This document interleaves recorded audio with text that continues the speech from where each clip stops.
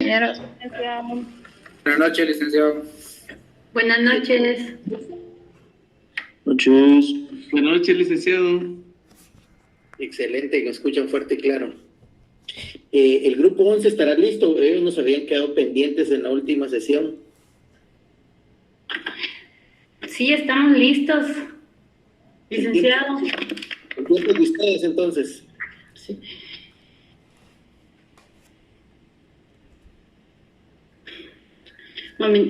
¿Nos permite un momentito para que nos proyecten la presentación? Gusto.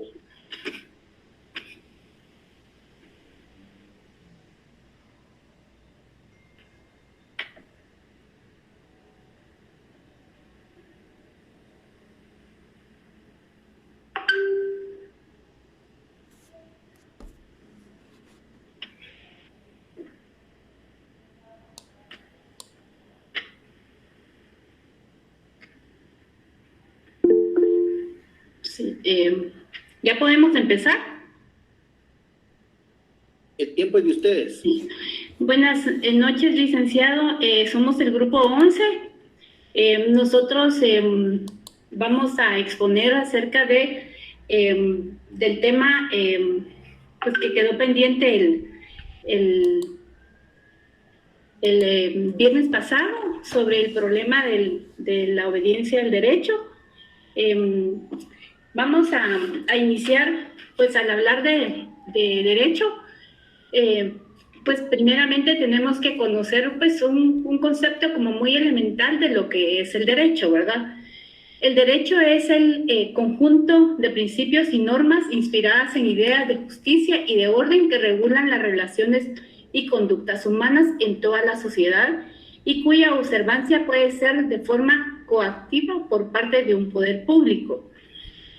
Entendiendo que el derecho es un conjunto de principios y normas, la obediencia al derecho está ligada con una obligación política y con la legitimidad de los sistemas políticos y jurídicos. Las razones legales en este caso no son suficientes para obedecer al derecho porque son tautológicas, es decir, que ya está dicho, ¿verdad? En cambio, las razones morales entienden que el derecho se obedece porque se considera justo y emana de autoridades legítimas y de procedimientos democráticos. El derecho como obra humana debe ganarse la obligación de ser obedecido por la justicia. Es decir, como ciudadanos, como personas estamos, pues desde que el derecho es sujetarnos a algo, ¿verdad? Entonces, como ciudadanos y como seres humanos, nosotros estamos en la obligación de sujetarnos a las normas que el Estado de Guatemala pues nos manda a cumplir, ¿verdad?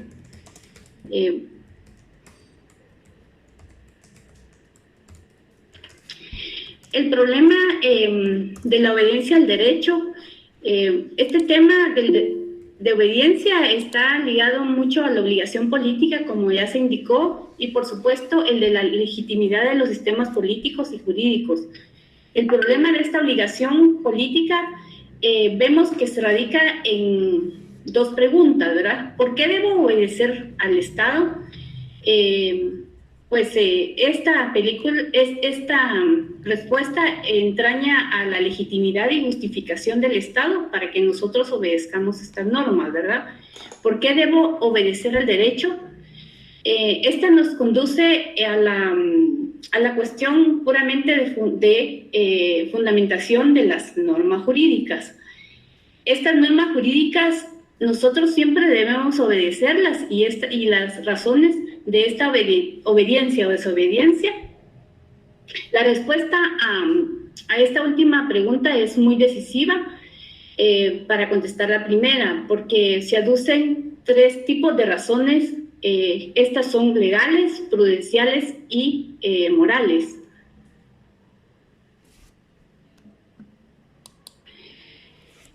Cuando hablamos de las razones legales, estas se refieren a que en el sistema legal estas con esta se genera un problema semejante a la concepción de la legitimidad de la teoría positivista, que pues nos manda a cumplir normas, ¿verdad? Que reduce la legitimidad al orden jurídico sin importar contenidos, es decir, tenemos que obedecer porque pues si no obedecemos nos estamos portando mal y vamos a tener una sanción, ¿verdad? Las razones prudenciales, estas son todas las teorías del derecho y de la democracia. Ejemplos de razones prudenciales para obedecer al derecho puede ser el temor, el castigo a hacer algo, ¿verdad? O las recompensas que vamos a tener si nosotros no vamos a obedecer las reglas o no vamos a obedecer las normas, ¿verdad? Las razones morales, en este caso, en la obediencia al derecho, estas razones son muy importantes, son sustanciales, expresan que se debe obedecer el derecho porque el derecho es justo, ¿verdad? Porque emana de un procedimiento democrático, porque protege los derechos humanos. Pues vemos que todas las leyes son creadas en el legislativo, ¿verdad? Entonces, creemos que estas llevan el sentir de toda la población y sabemos de que pues si son leyes, estas son justas y si son justas debemos de obedecerlas. La obligación del derecho entonces se manifiesta como una especie de la obligación política y en último término de la obligación moral. Es una obligación selectiva, no es ni absoluta ni universal y depende propiamente de la justicia del derecho. Vamos a continuar con el problema de la desobediencia civil.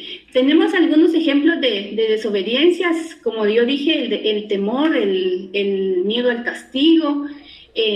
Pues nosotros tenemos que, pues estamos en la obligación pues, de obedecer nuestra Constitución, obedecer nuestras normas jurídicas, obedecer a nuestras autoridades, obedecer pues al sistema de justicia en general, ¿verdad? Entonces, en realidad sabemos de que la obediencia del derecho, dicen que esa no se discute, esa se cumple, ¿verdad?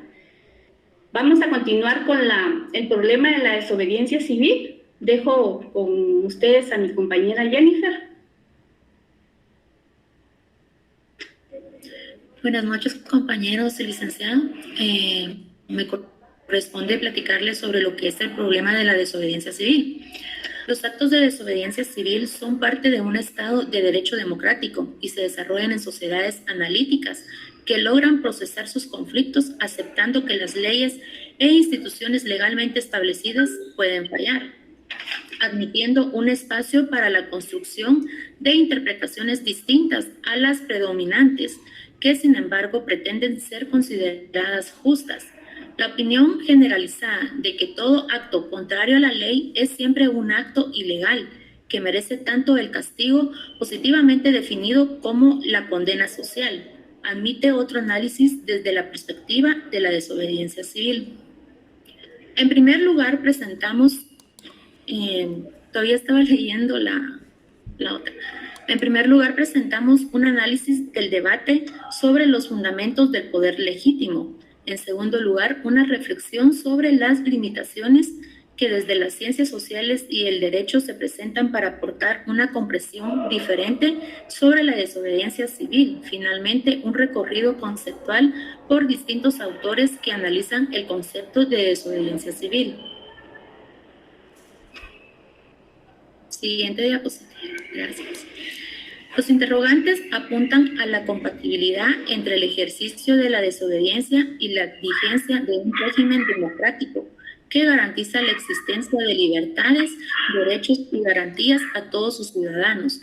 ¿No puede ser acaso la desobediencia un obstáculo al proceso de conciliación de la democracia en la medida que ella puede desencadenar dinámicas especialmente corrosivas en contextos de fragilidad de las instituciones del Estado?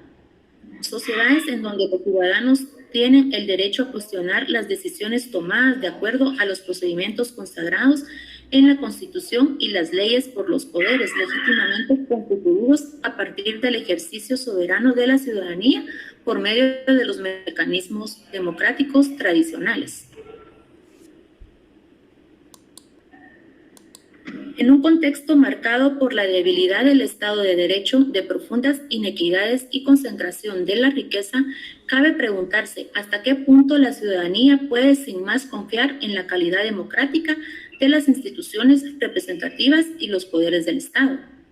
En el trasfondo de tales posiciones que se encuentran ampliamente distribuidas, atravesando los más variados sectores políticos y sociales, se encuentra la certeza de que, en el contexto de un régimen democrático, la confianza de la sociedad en el funcionamiento eficiente y justo de los mecanismos institucionales debe ser un cheque en blanco que la ciudadanía les entrega a los poderes del Estado. El mismo sistema permite, en caso de ser un ciudadano defraudado, corregir la situación optando en la próxima elección por otro candidato con un programa de gobierno distinto. Existe un fuerte rechazo a cualquier intento por cuestionar la institucionalidad en aquella parte de ella. Son las reglas del juego y no las reglas básicas que permite el desarrollo del juego mismo, apelando a mecanismos extralegales e inconstitucionales. En una sociedad donde impera el desorden, el irrespeto por las leyes y los altos niveles de corrupción e impunidad, la desobediencia civil podría parecer una respuesta lógica y comprensible. Diversas sociedades en épocas diferentes han practicado la acción para enfrentar el abuso de poder y el uso dañino de la ley en busca de la transformación de una sociedad con miras hacia la democracia. ¿Cómo se entiende en la sociedad guatemalteca? La desobediencia civil es una acción de oposición o resistencia que busca inducir un cambio en las normas jurídicas, políticas, gubernamentales que se consideran ilegítimas a la luz de los principios que rigen la vida social y que por ende vulneran la democracia.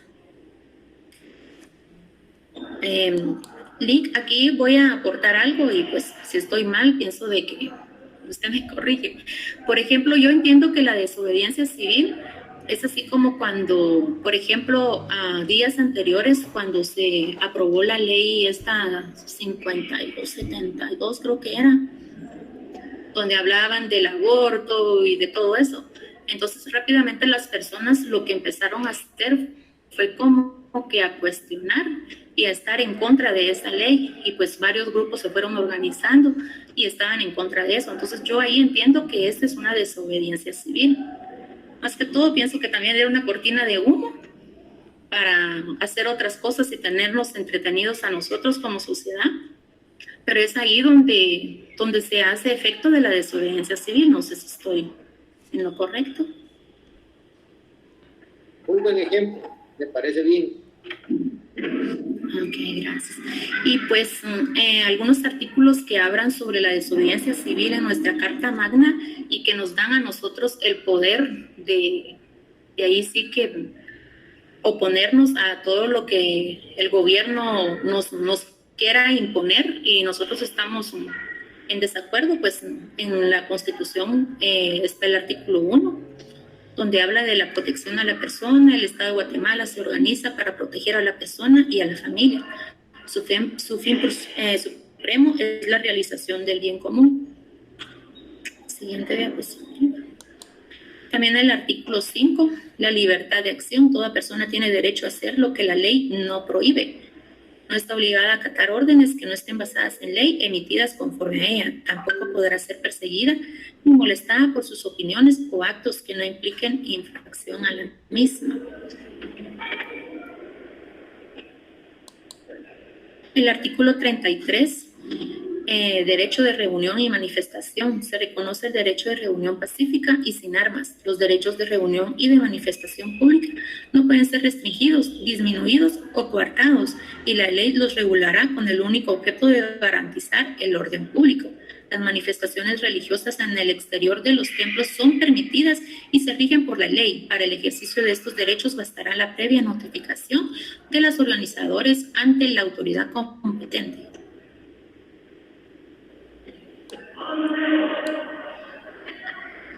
el artículo 45 menciona la acción contra infractores y legitimidad de la resistencia. La acción para enjuiciar a los infractores de los derechos humanos es pública y puede ejercerse mediante simple denuncia, sin caución ni formalidad alguna.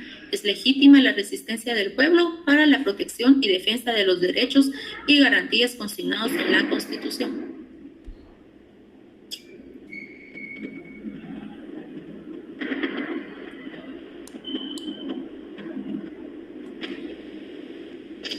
Esta ha sido nuestra presentación, licenciado. Espero que haya sido de su agrado. Muchas gracias, sí, me pareció muy buena. Finalizamos. Felicitaciones al grupo. Gracias. Gracias.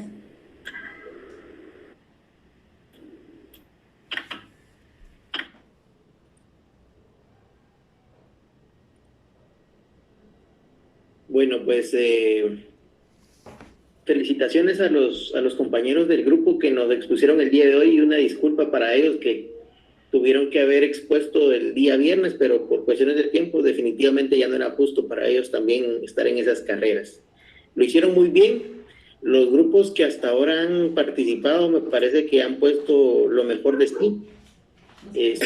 Son presentaciones muy dinámicas y que se demuestra el tipo de profesionales que van a llegar a ser muy buenos. Me gustó mucho la oratoria de varios de ustedes y de varias, muchas compañeras con muy buena oratoria, y los felicito.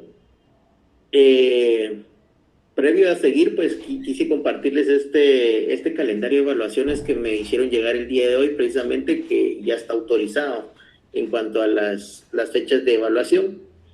Si ustedes pueden ver, nuestra evaluación está programada para el día 1 de abril, que día 1 de abril, según nuestro calendario, lo tenemos de este viernes en 8 días. Para que lo tengan claro y pues tomen nota, ¿no? No sé si ya lo sabían, pero si no lo sabían, pues aquí se los comparto para que ustedes puedan hacer sus tiempos. ¿Qué es lo que va a entrar en el examen? Esa es una pregunta que no puedo dejar que avance el tiempo sin antes se lo diga. Definitivamente todo lo que hemos visto hasta ahorita, desde el inicio, no solo el inicio de esta unidad, sino desde el inicio del curso. Entonces, por favor, prepárense bien, pónganle muchos énfasis a las presentaciones que han hecho nuestros compañeros, que os han abordado temas muy interesantes y diversas teorías. Si ustedes se dan cuenta, cada grupo ha expuesto cosas distintas. Y eso es lo enriquecedor precisamente de las ciencias jurídicas y sociales, ¿no? Que es la perspectiva que cada uno le da. Para mí ninguno está equivocado. Me preguntaba la compañerita en esta exposición que pues ella lo dejaba a mi criterio si estaba equivocado y si no que la corrigiera. No, este curso se trata precisamente de esto, de que aquí no hay nadie equivocado, simplemente tiene una diversa opinión y una diversa postura. Y eso es lo que se respeta y definitivamente eso es lo que los va a ustedes a fortalecer en el ejercicio de su profesión. Obviamente tienen que pasar todos los grupos. Les voy a poner en pantalla, no sé si miran ahorita donde está proyectado lo de la tarea 3 para los grupos que faltan. Para el día lunes, para este viernes tenemos a los grupos 14 y 16 y 13 y 15, ahí están los temas. Y para el lunes tenemos a los grupos 17 y 19 y 18 y 20. Se los voy a poner aquí para que ustedes lo puedan apreciar. Sí lo pueden ver, ¿verdad? Sí, Muy bien. licenciado. Excelente. Entonces, Sí se ve bien. les repito nuevamente, los grupos 14 y 16, 13 y 15 pasan este viernes. Y el lunes, es decir, el martes de la siguiente semana, estarían respectivamente de hoy en 8, el grupo 17 y 19 y el grupo 18 y 20. Para que ahí tomen ustedes, nota acerca de las presentaciones que tienen que hacer. Vamos a avanzar un poquito más porque como son 2 grupos que van a exponer son 4 grupos a diferencia de los 6 que veníamos, entonces sí nos va a dar tiempo y vamos a agotar nuestro calendario de temas, que eso es lo importante. El día de hoy vamos a tratar un tema así pues como complemento a todo lo que han venido exponiendo nuestros compañeros y que tiene mucho que ver precisamente con el tema de los valores, porque si nosotros lo leemos solo desde la perspectiva de libre albedrío, la responsabilidad jurídica, nexo entre imputación y diferencia con la imputabilidad, pareciera ser que estamos reproduciendo una clase de derecho penal, ¿no? Y a estas alturas ustedes ya vieron hasta todos los procesales, entiendo, pero no es la perspectiva que le vamos a dar enfocada al derecho penal, sino más desde un aspecto filosófico. Y para eso tenemos que entender el contexto de dónde viene el tema. Y este contexto no es más ni menos que precisamente nuestro temario. Y es precisamente en esta parte en donde nosotros hacemos referencia precisamente a esta parte, en el 3.5. Aquí lo voy a hacer más grande para que ustedes lo puedan ver. Ahí está. Hemos estado viendo precisamente del 3.1, 3.2, 3.3, 3.4 y todo tiene que ver con la teoría de la validez del derecho. O sea, esa concepción de cuándo tenemos nosotros que dar por valedero el derecho, pero ya nosotros, ahí sí que venimos repasando hasta la saciedad, que va a depender mucho de la corriente filosófica de donde lo veamos, que si la naturalista o la positivista. Yo creo que esos conceptos, si no los tenemos al 100% claros, pues es buen momento como para poderlos clarificar en este momento. Pero a grandes rasgos creo que sí lo tenemos claro. Y todo esto está ligado precisamente al libre albedrío. Y libre albedrío, eso lo podemos ver desde una concepción naturalista. O sea, desde épocas históricas nosotros venimos hablando acerca del libre albedrío, pero traigamos ese libre albedrío a la actualidad, a nuestra sociedad del día de hoy, y encontramos por ahí en la Constitución Política de la República un principio que se llama libertad de acción. Y la libertad de acción no es más, no es menos que el principio de legalidad de los ciudadanos. ¿Y por qué tendría que ser llamado principio de legalidad de los ciudadanos si lo concatenamos con el libre albedrío? Precisamente porque en este principio de legalidad es la libertad de acción, que todo ciudadano puede hacer lo que la ley no le prohíbe. Eso es como el parámetro de la legalidad para los ciudadanos, que es muy diferente para la legalidad de los funcionarios, que esa sería como la contrapregunta que tendríamos que entender nosotros, que el principio de legalidad tendría que tener en su cúspide más generalizada dos concepciones, una para los ciudadanos y otra para los funcionarios, por lo que implica ser funcionario definitivamente. Y eso lo vamos a notar nosotros precisamente cuando vemos que al funcionario público solo le es permitido hacer lo que la ley le indique, no más, no menos.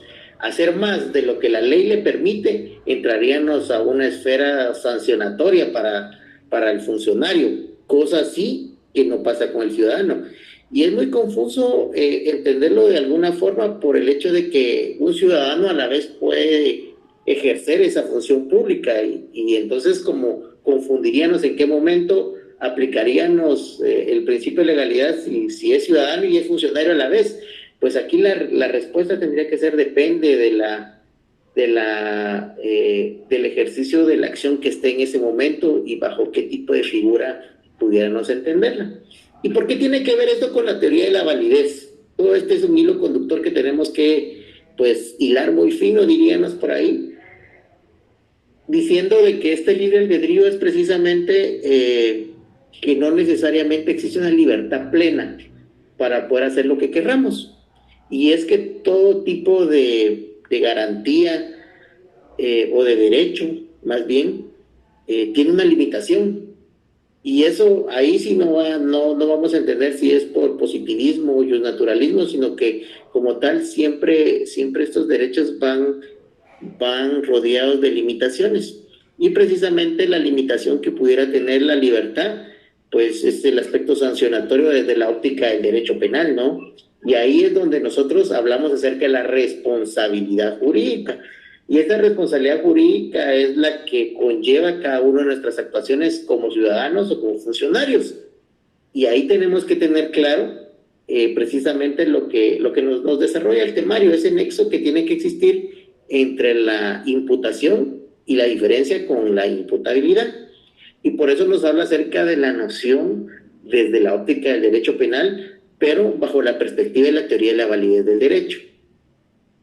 Y obviamente ese nexo entre la imputación y la diferencia con la imputabilidad tendría que ser imputación, imputabilidad, qué nexo tuviera que existir. Y pues obviamente es un tema de validez, pero no, aquí no entramos un tema de validez del derecho, sino más bien entramos al tema acerca de esa relación de causalidad que debe existir entre la acción y la persona, de lo que necesariamente pueda llegar a pasar. Entonces, por eso es que nosotros hacemos relación a este como un último tema de esta unidad acerca de este nexo entre la imputación, que bueno, decir que es una imputación precisamente está muy ligado a la culpabilidad. La imputación está muy ligada a la culpabilidad por el hecho de que la imputación va a ser ese juicio de reproche que el Estado le va a hacer a una persona por comportarse de una forma que no se tenía que comportar, sabiendo que tenía que comportarse pues, de una forma correcta y no lo hizo. Esa es parte de la culpabilidad y por eso es de que aquí nos dice que, y la diferencia con la imputabilidad, bueno, pues la imputabilidad, nosotros si recordamos un poquito de derecho penal, podríamos recordar que es precisamente aquel conjunto de elementos que hacen que una persona pueda ser sujeto a una responsabilidad penal como tal, porque hay quienes que son inimputables, ¿no? Y ahí es donde nosotros empezamos con la diferenciación y de qué pudiera entenderse nosotros por esa responsabilidad que pudieran tener las personas, y que no necesariamente por el hecho de cometer una actuación que esté reñida con la ley penal, nosotros tendríamos por qué hacerle un juicio de reproche si en algún momento pudiera ser inimputable.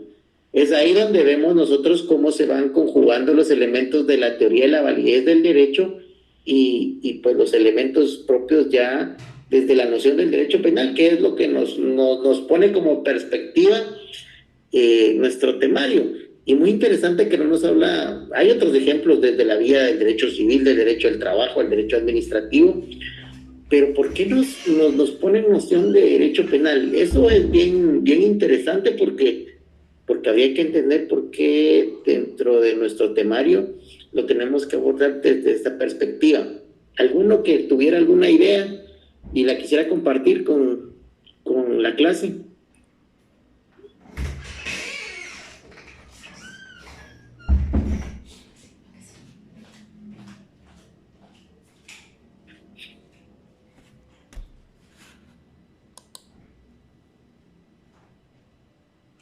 ¿Estará por ahí la compañera Edna Mexicano? Sí, buenas noches, por acá estoy. Le preguntaba acerca de que por qué usted cree que la perspectiva de la teoría de la validez del derecho nos la mezclan con la responsabilidad desde la óptica del derecho penal. Pues para mí, licenciado, que es porque desde el momento en que esto se relaciona, es porque ya existe algún, bueno, si no delito, alguna situación que no es correcta, ¿verdad? Entonces, por eso lo relacionan con el derecho, con la cuestión penal. Sí, sería mi opinión. No, muchas gracias, muy interesante su opinión, la verdad. ¿Qué dice la compañera Jocelyn Paola Martínez?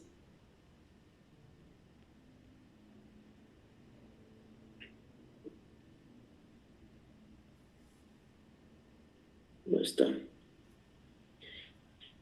El compañero Eric Giovanni Estrada. Sí, licenciado, ¿podría volver a repetirme? Disculpe. No tenga pena. Le decía de que dentro de la teoría de la validez del derecho, dentro de los temas que nosotros desarrollamos, se hace referencia a la responsabilidad desde la óptica del derecho penal. Entonces, por qué de alguna manera tiene que ver el derecho penal con esta óptica acerca de la teoría de la validez del derecho. Según su perspectiva, obviamente, aquí no hay ninguna respuesta mala, le aclaro, todos son bienvenidas las respuestas. Pues desde la perspectiva de que al final y al cabo cuando se habla de, pues en este caso, pues de las leyes, ¿verdad? Pues estamos nosotros relacionando que siempre va a haber pues alguna sanción por alguna situación que se haya realizado, no importando pues, bueno, obviamente importa el grado pues en que se está realizando pues el hecho, ¿verdad? Y en este caso pues tiene que haber una sanción, entonces todo tiene que ir correlacionado para poder llegar a este punto. Claro, me parece interesante su perspectiva, gracias. Estará por ahí el compañero Starlet Josué Pérez Urrea. Sí, ¿qué tal? ¿Cómo está? Buenas noches. Buenas noches, qué gusto saludarlo. Gracias, igualmente. ¿Qué opinión le merece usted lo que hemos venido platicando acerca de esta teoría de validez del derecho y la perspectiva que le estamos dando según nuestro temario? Fíjense que yo leía y escuchaba a los compañeros y me parece que primero la cuestión de la validez va enfocado a la cuestión social, ¿no? La validez se la vamos dando como sociedad a cada una de las normas. Entonces, y desde el punto de vista desde lo penal, esa validez que le demos a la norma nos va a permitir también decir qué es lo que nos genera un quebrantamiento y por ende nos va a llevar a esa situación de decir que existe un delito como tal, ¿no?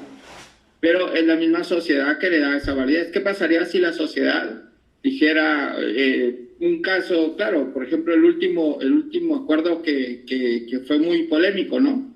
Que la sociedad un buen grupo de la sociedad estaba en contra de ese tipo de esa norma y por ende la validez de ella ya no llegó hasta sus últimas instancias porque la misma sociedad consideraba que no era, no toda vez, pero una gran parte de la sociedad de los que estaban en eso solicitaron que esa norma era inválida porque quebrantaba ciertas normas que están tratando de buscar que también sean válidas dentro de nuestro propio país.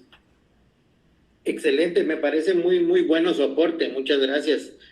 Y relacionado con el tema regresemos un poco a la desobediencia civil y acerca de cómo nuestra misma Carta Magna, la compañera, la persona que expuso de último nos hacía referencia de un artículo de la Constitución, por cierto, que pues es válido el derecho a resistirnos, pero entonces, ¿en qué momento nosotros podemos como ciudadanía resistirnos a una norma sabiendo que la interpretación de lo que es válido o no, como bien lo dijo el compañero, es un aspecto social de percepción, porque ahí está la complicación y sobre todo lo que se trata este curso, que nos tiene que ayudar a tener ese pensamiento crítico y poder nosotros, me gustó mucho una frase que nos decía un docente, poder estar por encima del bien y el mal y ver el tema del contexto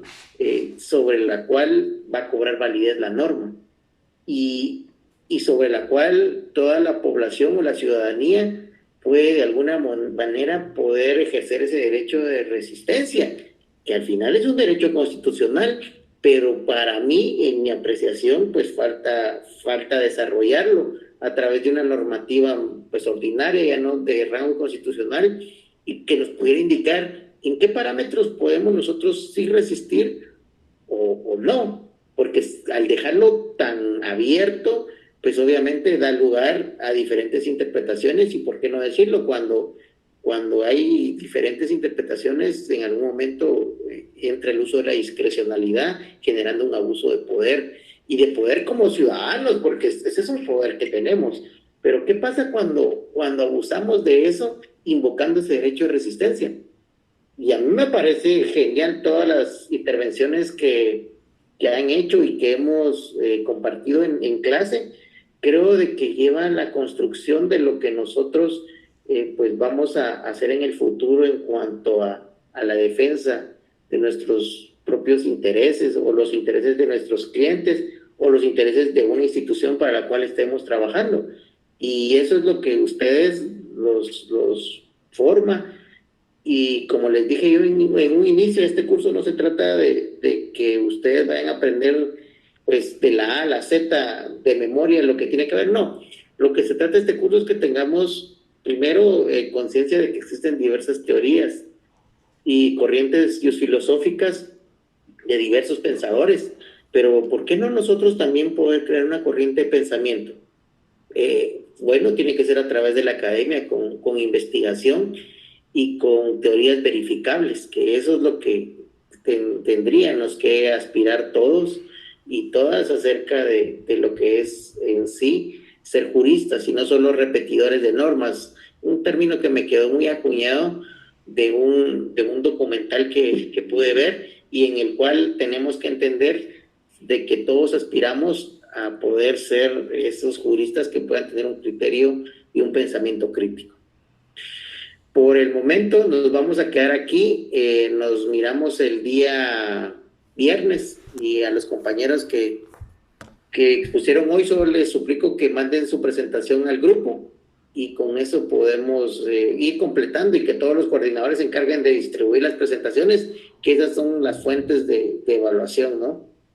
Que tengan buenas noches. Buenas noches, licenciado. Licenciado, compañero.